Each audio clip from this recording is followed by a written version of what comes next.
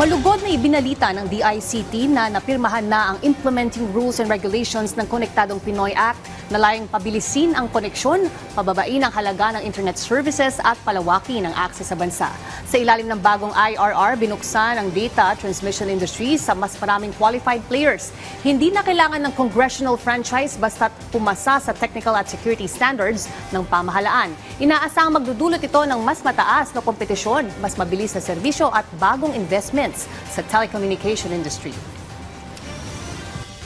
Siguro, ang normal na telco, ang nag-i-invest sila para pag nag-i-expand sila, taon-taon, umaabot sa mga, kung tama yung tansya ko, mga a billion to 1.5 billion US dollars. Doon sa laki ng kailangan nating bunuin in terms of connectivity, from 30,000 cell sites, dapat maging 100,000 cell sites tayo. From 50% fiberized, dapat maging 100% fiberized tayo. Siguro it won't be lower than the benchmark in the past.